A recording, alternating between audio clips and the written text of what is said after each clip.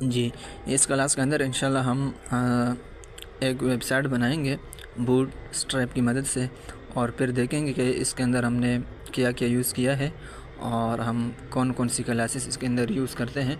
तो फिर उसके बारे में आफ्टर दैट देखेंगे। सही है। फ़र्स्ट हम एक वेबसाइट बनाएंगे ताकि आपको मालूम हो जाए कि किस तरह हम बूटस्ट्रैप के ज़रिए से एक वेबसाइट बनाते हैं। सही है। अगर मैं यहाँ पर बूटस्ट्रैप वेबसाइट के अंदर आऊँ और यहाँ से मैं इस लिंक को कॉपी कर दूँ, सिंपल जस्ट मैं इसे यहाँ टाइटल के ऊपर पेस्ट कर दूँगा। सही है। और यहाँ से मैं जो स्क्रिप्ट है इसको भी कट करके नीचे बॉडी में एंड में इसे पेस्ट कर दूँगा। सही है।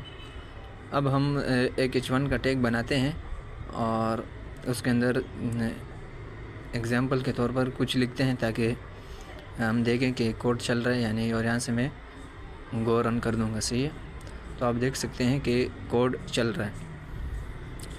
अब हम सबसे पहले एक नेविगेशन बार बनाएंगे और उससे पहले हम एक कमेंट बनाएंगे ताकि हमें पता चले कि यहाँ से क्या चीज़ शुरू हो रहा है।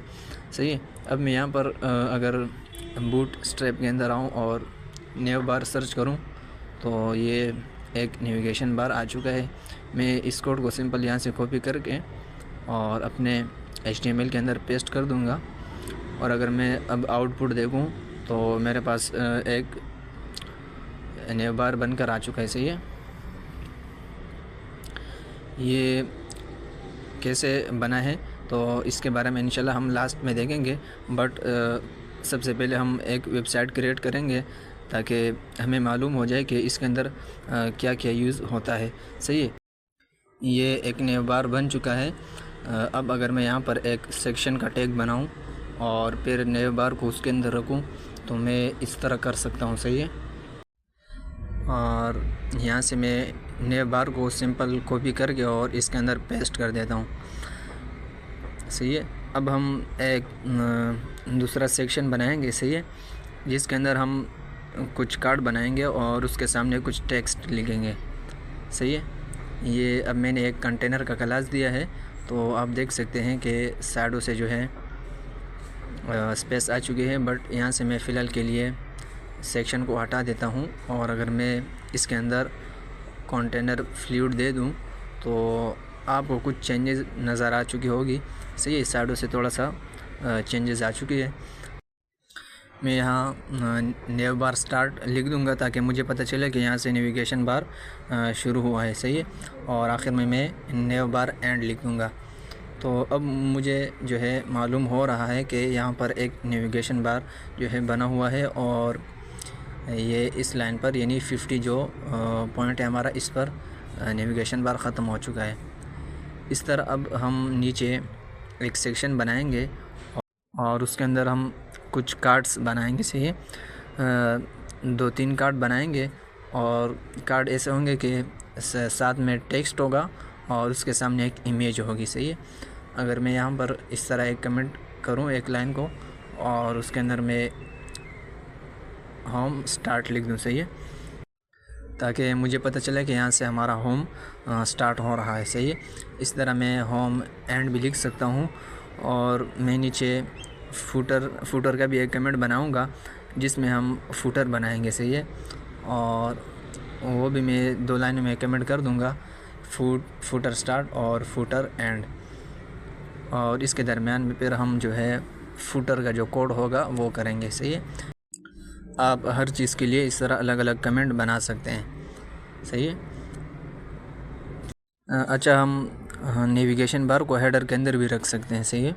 ये हमारा हेडर का एक पार्ट है तो इसे हम हेडर के अंदर भी रख सकते हैं। मैं यहाँ पर अगर हेडर का एक टैग बनाऊँ और उसके अंदर नेविगेशन बार को पेस्ट कर दूँ तो ऐसे भी मैं कर सकता हूँ।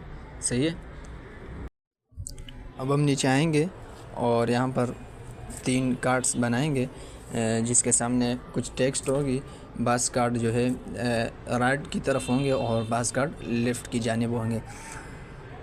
अगर यहाँ मैं एक सेक्शन बनाऊँ और उसके अंदर आईडी दूँ मेन। सही है। और आउटपुट में कुछ भी आपको शो नहीं होगा, क्योंकि ये कंटेनर टैग है, ये आउटपुट में कुछ शो नहीं कराता। और अब मैं कार्ड जो है, कार्ड के लिए जल्दी से एक टेम्पलेट उठाऊंगा और सिंपल अपने कोड के अंदर पेस्ट कर दूंगा। यहाँ से मैं कुछ कोड उठाकर अपने मेन होम के अंदर पेस्ट कर दूंगा, यानी हमारा जो सेक्शन है मेन आईडी के नाम से, इसके अंदर पेस्ट कर देते हैं। और चूँकि इसमें कुछ CSS भी यूज़ हुई है, तो हम इसके लिए अलग एक फ़ाइल बनाएंगे और उसके अंदर हम इस कोड को CSS का जो ये कोड है इसे हम पेस्ट कर देंगे। सही है, या मैं सिंपल इसके अंदर पेस्ट कर देता हूँ। और अगर हम आउटपुट में देखें तो ये एक कार्ड आ चुका है, बट इसकी जो स्टाइलिंग है वो सही नहीं है, तो हम इसे सेट करेंगे। सेट करने की कोशिश करते हैं। यहाँ पर मैं अगर कंटेनर फ्लूइड लगा दूँ और फिर इसे चेक करें तो कुछ चेंजेस नहीं आए। सही है, अब मैं यहाँ पर ट्राई करके देखता हूँ और इसे मैं यहाँ से कट करके और फिर इसे चेक करते हैं कि कुछ चेंजेस होती है या नहीं। अगर मैं यहाँ से इसे रिलोड करता हूँ और फिर देखें तो इसमें कुछ चेंजेस नहीं हुई। सही है,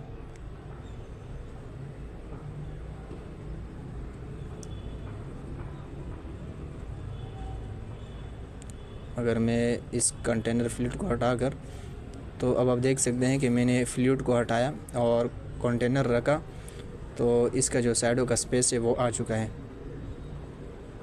अब अगर यहाँ मैं जाऊँ और कुछ सर्च करूँ, वेब, होम पेज, इस तरह मैं कुछ भी सर्च कर सकता हूँ इमेज उठाने के लिए। सिंपल मैं यहाँ से एक इमेज उठाऊँगा ताकि जिसे हम अपने होम के अंदर यूज़ करें। सही है, मैं यहाँ से किसी भी इमेज को उठा सकता हूँ। हम यहाँ से एक इमेज को सेव करेंगे अपने गैलरी के अंदर। अगर मैं यहाँ जाऊँ, इस इमेज को मैं राइट क्लिक के ज़रिए से सेव इमेज, और यहाँ से मैं सेव कर दूँगा। सही है, अपने PC के अंदर। और मैं अपने फ़ोल्डर के अंदर आऊँगा जहाँ पर हमारा कोड पड़ा है, और सिंपल हमारे पास इमेज जो है डाउनलोड हो जाएगी। यहाँ पर हम चेक करेंगे कि वो इमेज जो हमने डाउनलोड की है वो यहाँ पर आ चुकी है या नहीं। यहाँ एक इमेज आ चुकी है, अब हम इसे अपने कोड के अंदर यूज़ कर सकते हैं। सही है, यहाँ से मैं इसका जो नेम है इसे चेंज कर देता हूँ। यहाँ पर अगर मैं PNG लिख दूँ तो ये एक इमेज आ चुका है। सही है, अब हम इसे यूज़ कर सकते हैं। यहाँ पर हम आएंगे और इस कोड के अंदर नीचे एक टैग दिया हुआ है इमेज का, ये नीचे यहाँ पर, और यहाँ पर जो है मैं इसका जो पाथ है वो चेंज कर देता हूँ और उस इमेज का पाथ दे देता हूँ जो मैंने अभी सेव किया। ऐसे ही गैलरी के अंदर। अब मुझे इस कार्ड का टॉप से मार्जिन ठीक नहीं लग रहा, तो मैं यहाँ से मार्जिन टॉप जो है 5 कर देता हूँ। सही है, इस तरह मैं इसे पेडिंग दूँगा और मैं P लिख कर P- और मैं पेडिंग 5 दे देता हूँ। सही है, इसने चारों तरफ से पेडिंग ले लिया। अगर मैं BG डार्क कर दूं तो इसका जो बैकग्राउंड कलर है वो चेंज हो जाएगा। यहाँ मैं BG लाइट कर देता हूँ, तो आप देख सकते हैं कि जो बैकग्राउंड कलर है इस कार्ड का वो थोड़ा सा हाफ फाइड हो चुका है। सही है, अब हमारे पास एक कार्ड जो है बन चुका है, इसे हम सेम कॉपी करेंगे और नीचे इसे पेस्ट कर देंगे। बट हम सेकंड कार्ड के अंदर कुछ चेंजेस करेंगे, कुछ इस तरह के। हम अब कार्ड को पहले रखेंगे और उसके सामने टेक्स्ट रखेंगे। सही है, यानी कार्ड हमारे लेफ़्ट जानिब होगा और टेक्स्ट राइट जानिब। सही, आप देख सकते हैं। अच्छा, इसमें जो बटन है कॉन्टैक्ट अस का, वो सेंटर में, इसे हम साइड में लाने की कोशिश करेंगे। अगर मैं ये कॉन्टैक्ट अस का जो बटन है वो कार्ड के सेंटर में। सही है, हम इसे स्टार्ट में लाएंगे, यानी जो टेक्स्ट है उसके बिल्कुल नीचे साइड पर। सही है, अगर मैं यहाँ पर टेक्स्ट स्टार्ट लिखूँ और आउटपुट में देखें तो इस पर कुछ असर नहीं हुआ। सही है, मैं यहाँ से इस क्लास को कट करके ऊपर डिव के अंदर दे देता हूँ। यहाँ से मैं सिंपल अगर स्टार्ट कर दूँ तो ये आप देख सकते हैं कि सेकंड कार्ड का जो बटन है वो साइड पर हो चुका है। इसी तरह मैं जो ऊपर फर्स्ट कार्ड है इसका भी जस्टिफाई कंटेंट स्टार्ट कर देता हूँ। तो अब दोनों बटन स्टार्ट में आ चुके हैं, सही है, बिल्कुल टेक्स्ट के नीचे। और चूँकि दोनों इमेज से मैं सेकंड IMG में पाथ चेंज कर देता हूँ। तो ये आप देख सकते हैं कि यहाँ पर दूसरा इमेज आ चुका है। ये जस्ट हमने 2 कार्ड बनाए।